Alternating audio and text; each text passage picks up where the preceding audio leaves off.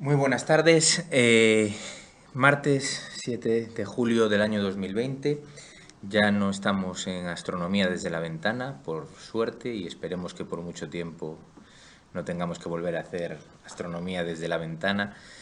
Y se me ha ocurrido pues hacer un pequeño vídeo, una pequeña presentación sobre el tema de los cometas, ya que estos días y la semana que viene pues vamos a tener a la vista un cometa que yo creo que es de los mejores de los últimos años. Yo fui esta mañana muy tempranito, madrugué para poder observarlo y comprobé que se observa a simple vista, así que os voy a dar algunas explicaciones sobre qué son los cometas y en concreto este cometa Neowise que tenemos en el cielo estos días, ¿no? Bueno, pues para que si vais a observarlo sepáis lo que estáis observando, vamos a empezar un poco definiendo qué son los cometas, de dónde vienen y por qué son tan interesantes también a nivel de la investigación, pues sobre todo lo que tiene que ver con la formación del sistema solar y los orígenes del sistema solar. Aquí tenéis un modelo a escala de lo que sería nuestro sistema solar. Nosotros estamos aquí, ¿de acuerdo? Aquí tenemos la Tierra, ahí la tenéis.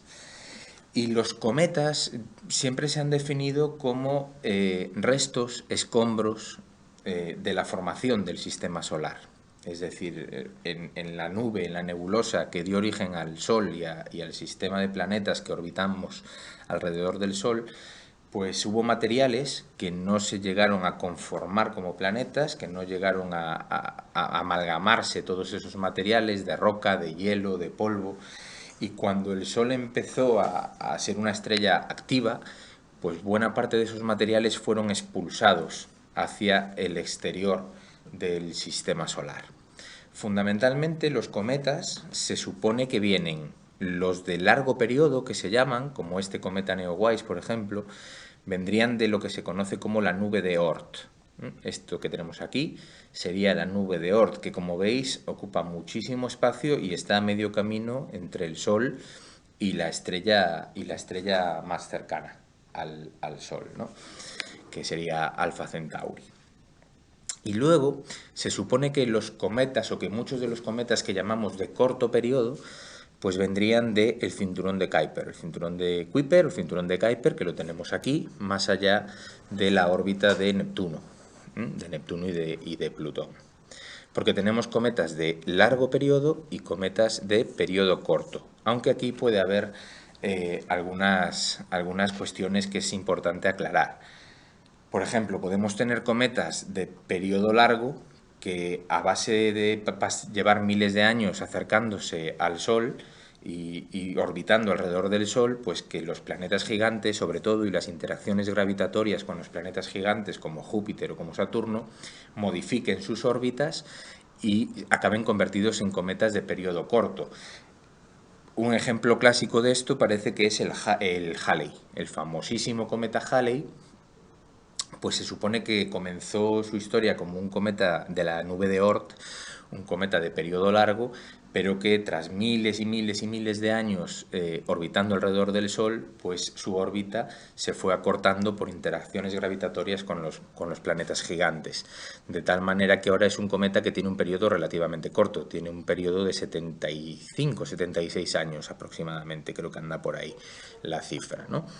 El cometa que tenemos ahora, creo que su periodo son 6.500 años, es decir, tarda 6.500 años en completar su órbita. Por lo tanto, si no lo vemos estos días, pues no lo vamos a volver a ver. Y lo mismo ocurría con el Hale-Bopp, por ejemplo, el del año 1997, un cometa espectacular que a todos nos dejó, yo era un niño, pero nos dejó un recuerdo tremendo, ese cometa. Yo fue el más espectacular que he podido observar.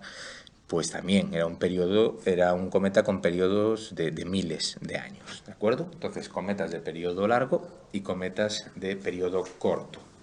Bueno, ahora que sabemos que los cometas vienen de estos dos lugares del sistema solar, la nube de Oort o el cinturón de Kuiper, sería importante explicar por qué los cometas caen hacia el Sol. Bueno, Normalmente, la explicación que se da a esto es que los planetas gigantes, como Júpiter, como Saturno, los planetas gaseosos, ejercen un tirón gravitatorio sobre estas zonas del sistema solar. De tal manera que en determinados momentos y bajo determinadas circunstancias, muchos de estos cuerpos cometarios se ven atraídos por los planetas gigantes y caen hacia el interior del sistema solar.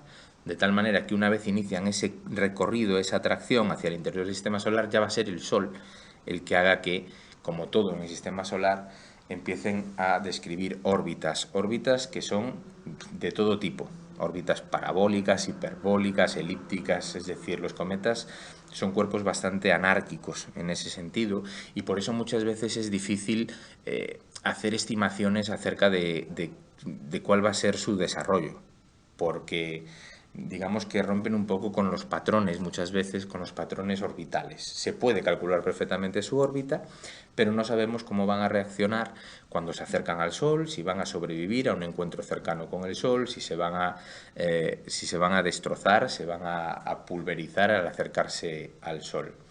Porque además son, ya digo, un conglomerado de materiales, son roca, es polvo, son gases congelados. Tradicionalmente se decía son bolas de hielo y roca, ¿no?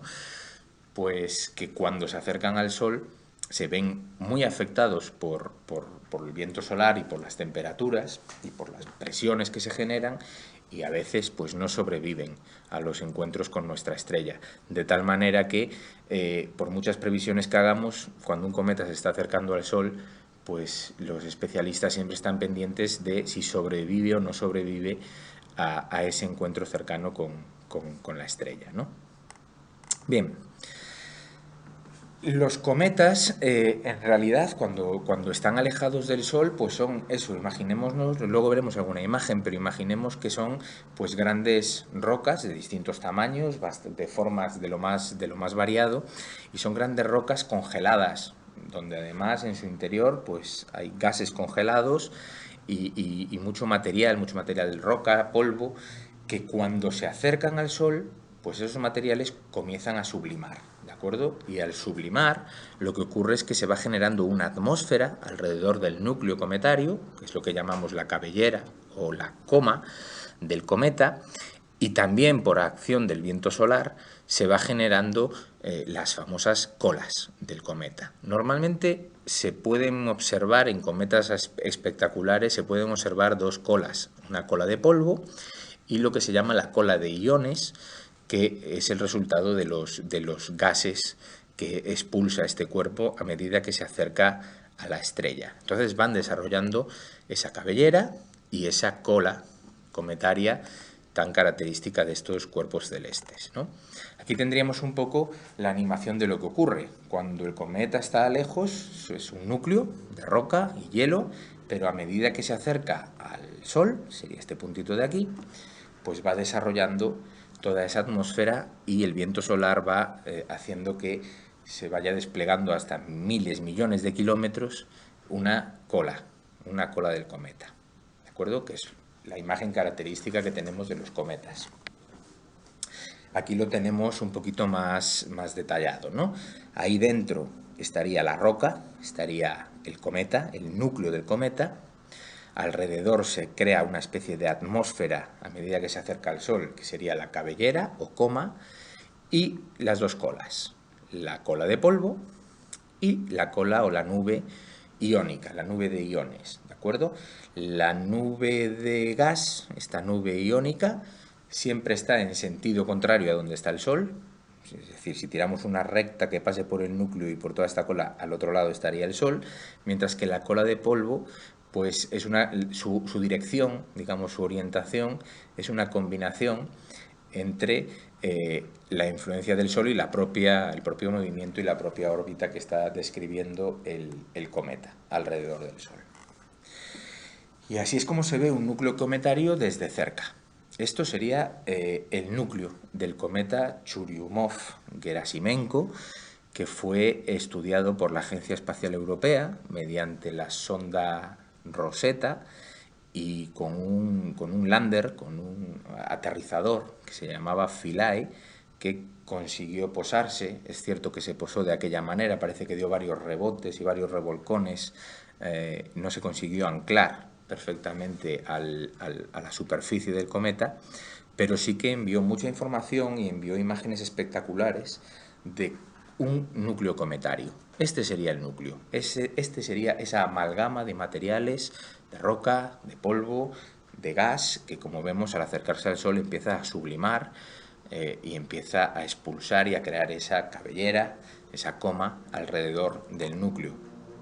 Ahí lo tenemos, otro ejemplo, muy claramente cómo todos esos materiales empiezan a ser expulsados del núcleo y van quedando alrededor, van envolviendo, generando una envoltura que luego también dará lugar a la cola. Y esta sería la superficie. Esta sería una foto de superficie del cometa, ¿de acuerdo? Los hay de distintos tamaños y ya veis que las formas también son, igual que su comportamiento, bastante anárquico. A veces ocurre esto que vemos aquí, pues es la desintegración de un cometa. Un cometa que al acercarse al Sol, pues la violencia de ese encuentro cercano con nuestra estrella, lo que sucede es que pues puede llegar a fragmentarse en cientos, miles de pedacitos y extinguirse ese cometa para siempre, ¿de acuerdo? Aquí tenemos pues una desintegración de un cometa tras un encuentro cercano con nuestra estrella. Bueno, este es el famosísimo cometa Halley. Ya digo, tiene un periodo de, creo recordar que 76 años, es decir, cada 76 años el cometa Halley aparece en los cielos, ¿no? Y digamos que es un poco lo que lo hizo famoso, porque el cometa Halley es tan famoso y lo conoce todo el mundo porque fue el primer cometa del cual se calculó su periodo y se hicieron, y el propio científico Edmund Halley, pues digamos que pronosticó que ese cuerpo que se veía en el cielo pues iba a pasar pasados 75 años, ¿no? Entonces digamos que se descubrió en ese momento que eran objetos periódicos y que estaban describiendo órbitas alrededor del Sol y que se podían calcular estas órbitas y se podía estimar los periodos de órbita alrededor de nuestra estrella de estos cometas. Por eso el cometa Halley fue y es tan famoso, y casi que Halley va ligado a la palabra cometa. Todo el mundo ha oído hablar del cometa Halley. Este fue, yo creo que el primer cometa que yo vi, que es el cometa Hyakutake, en el año 1996. Yo era un niño. Y, de este tengo un recuerdo bastante borroso, pero sin embargo del año siguiente, que fue este, el cometa Hale-Bopp, sí que tengo un recuerdo tremendo. Recuerdo haberlo visto en un cielo rural, en la aldea, y ocupaba un tramo de cielo inmenso. Era algo inmenso, era algo muy espectacular, con sus dos colas completamente desarrolladas, la cola de polvo, la cola de iones, fue una visión fantástica, y mucha gente se aficionó a la astronomía a raíz de la visión que dio este cometa durante varios días, semanas, en el cielo del año 97. Muy espectacular el Hale-Bopp. No lo volveremos a ver porque tenía un periodo larguísimo, era un periodo de miles de años, ¿de acuerdo? Pero fue una visión muy espectacular. Yo sin duda fue el cometa más espectacular que he podido observar, y desde ese año no hemos tenido nada parecido, ¿de acuerdo? Y este es el que tenemos ahora mismo en el cielo. Esta es una de las fotos de esta mañana. Está muy pegadito al horizonte, está saliendo el sol prácticamente. De hecho, en cuanto pasan unos minutos, pues se empieza a perder de vista porque ya tenemos luz de día. Pero me llevé una sorpresa porque se ve perfectamente a simple vista. Es decir, te bajas del coche, si todavía es algo de noche, y es algo que si conoces un poquito el cielo te llama la atención de que hay algo ahí que no se corresponde, ¿no? Este se llama C de cometa 2020, el año F3 y Neowise. Neowise es el instrumento científico que lo descubrió. Antiguamente era muy habitual que los aficionados a la astronomía fuesen los descubridores de cometas, porque eran los que tenían y pasaban más tiempo observando el cielo en general, no fijándose solo pues, en una galaxia o en una estrella, sino que observamos todo el cielo. Entonces muchos nombres, muchos cometas llevaban el nombre de su aficionado descubridor, ¿no?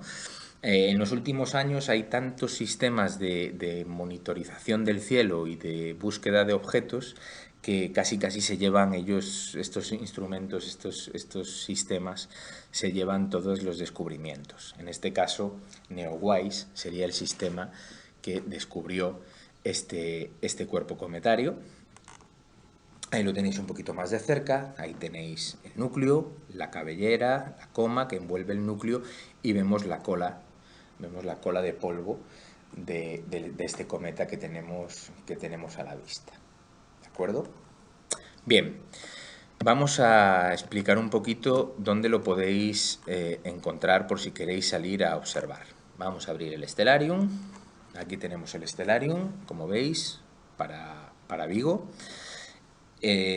Para mañana, para el amanecer de mañana, ahora mismo, tal y como lo tenemos en pantalla, serían las aproximadamente 6 menos 10 de la madrugada, mirando hacia el noreste, ¿de acuerdo? Mirando hacia el este-noreste, pues os vais a encontrar con un astro muy brillante, que es el planeta Venus, que está aquí en el medio y medio de Tauro, y os vais a encontrar con la constelación de la Auriga, que sería esta de aquí. Vamos a ponerles los nombres a las constelaciones. Aquí sería, esto sería la constelación de la Auriga con su estrella más brillante Capella, y el cometa está por aquí abajo. Se está moviendo por aquí abajo justo antes de la salida del Sol. Yo me descargué los parámetros de cometas observables, así que si lo busco debería aparecer. Ponemos aquí C, ponemos 2020. Que poner la barrita. Aquí lo tenemos, C2020 F3 y ahí tenemos C2020 F3 NEOWISE. Le damos a buscar y ahí lo tenéis, ¿de acuerdo?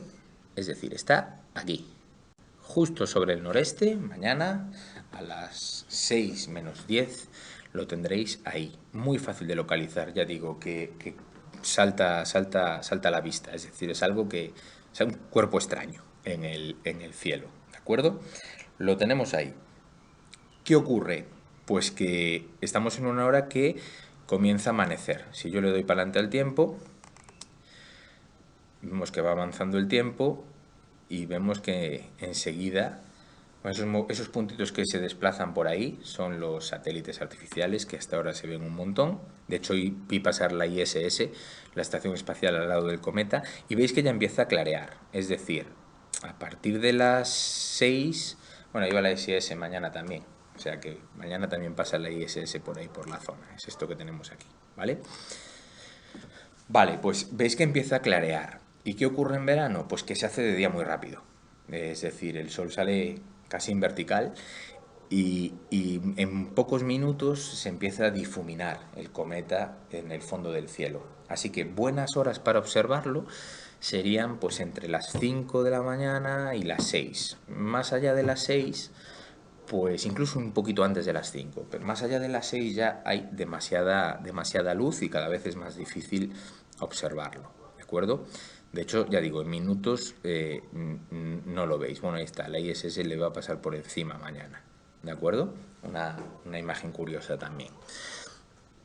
Bueno, ¿qué va a pasar con este cometa a lo largo de los días? Pues que va a ir transitando hacia el norte, se va a mover hacia el norte. Si le ponemos el día siguiente, pues en vez de el 8 le ponemos el 9, veis que el cometa va transitando hacia el horizonte norte, ¿vale? El horizonte norte se va a meter en los dominios de la Osa Mayor, que la tenemos aquí. Y la Osa Mayor es una constelación circumpolar que se ve durante todo el año, al anochecer y durante toda la noche. Así que para la semana que viene, ya veis, día 17, pues no tenéis que levantaros temprano para observarlo. Para la semana que viene, si observáis al anochecer en vez de al amanecer, pues vais a tener el cometa ahí, ¿vale? Esto serían a las 11:20 del día 17 de la noche, el cometa va a estar visible, en este caso, sobre el horizonte noroeste. Ahora al amanecer lo tenemos al noreste. La semana que viene, a finales de la semana que viene, lo tendremos por ahí por debajo de la osa mayor, ahí veis el carro, ¿vale? Lo tenemos ahí al anochecer. O sea que si os cuesta madrugar o no os apetece, pues si la cosa sigue como hasta ahora, pues estará visible al anochecer. ¿Qué ocurre? Que el perihelio, es decir, el momento de máximo acercamiento al Sol y por lo tanto el momento en el que el cometa más brilla, fue el pasado día 3 o el pasado día 4 de julio. Y conforme se va alejando del Sol, es muy probable que, a menos que ocurra algo, una explosión de actividad o lo que sea, es muy probable que vaya reduciendo su brillo, vaya apagándose, no sea tan brillante como lo estamos viendo estas noches. También puede pasar que no, porque ya digo, son cuerpos que su comportamiento pues tiende a ser anárquico, ¿no? Es difícil, pero las estimaciones dicen que a medida que se aleje del Sol, pues va a ir bajando su brillo. Así que lo vamos a poder ver, pero a lo mejor ya son necesarios prismáticos, o no. Pero yo quise asegurar y por eso salí a observarlo esta madrugada. Pero ya sabéis, es decir, a partir del mediados de mes, el cometa lo tendréis a tiro y a la vista hacia el horizonte noroeste al anochecer. Esto que pone aquí, magnitud 9,51, no, está brillando mucho. Estaba hoy en magnitud, yo diría que magnitud 1, es decir, estaba brillando que se veía a simple vista, ya digo. Claro, estas eran unas estimaciones, esto no lo tiene actualizado el estelario, ¿de acuerdo? Uy, se acaba la batería. Bueno, pues eso es lo que os quería contar, así que espero que os sirva y os animo a observarlo porque es de los mejores cometas de los últimos años. Bueno, me despido ya y conforme aparezcan cosas nuevas o cosas interesantes, seguiré haciendo vídeos que os puedan servir.